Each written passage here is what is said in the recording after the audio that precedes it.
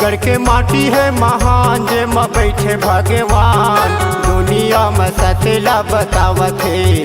देख जोड़ा जैसे खाम लहर लहर झंडा लहरावत है।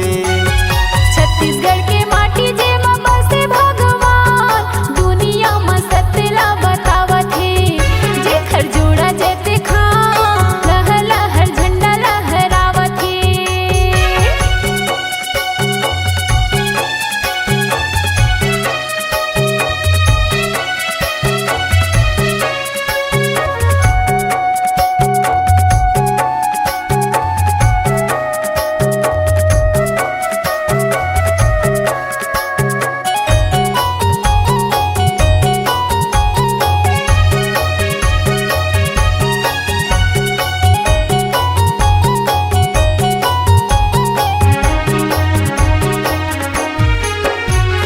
गिरे पानी चूहे छानी मेच का छेड़े तान, वो मेच का छेड़े तान।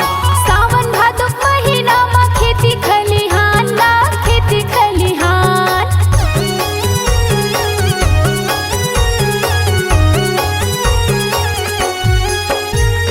गिरे पानी चूहे छानी मेच का छेड़े तान, वो मेच का छेड़े तान। सावन भादो महीना में खेती खलिहान ला खेती खलिहान। आगे जागे रे किसान, छत्तीसगढ़ के माटी है महान। जेखर जोड़ा जैसे खाम लहर लहर झंडा लहरावत है।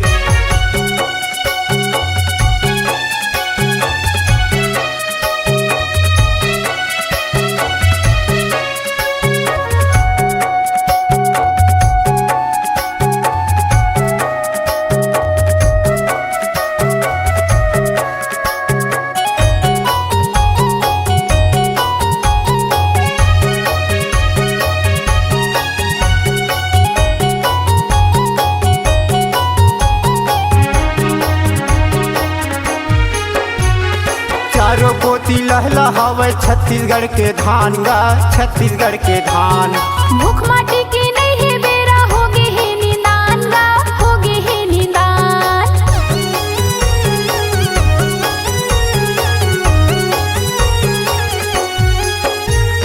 चारों कोती लहलहावे छत्तीसगढ़ के धान गा, छत्तीसगढ़ के धान।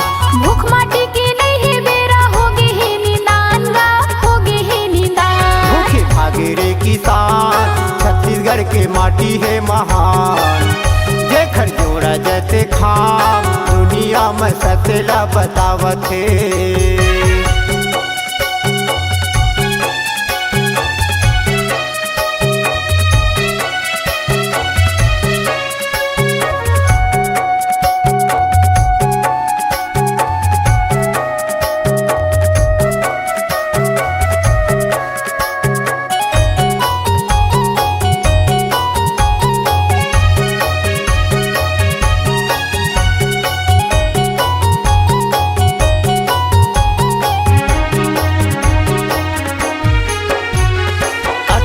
दिसंबर आगे जयंती होवे तोर गा, जयंती होवे तोर।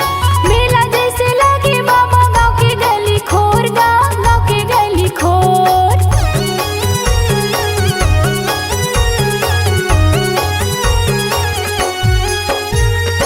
18 दिसंबर आगे जयंती होवे तोर गा, जयंती होवे तोर। मेला जैसे लगे बाबा गाँव के गली खोर गा गाँव के गली खोर। बैठे सते नाम दुनिया में सतेला बतावत है। देखन जोड़ा जैसे खाम लहर लहर झंडा लहरावत है।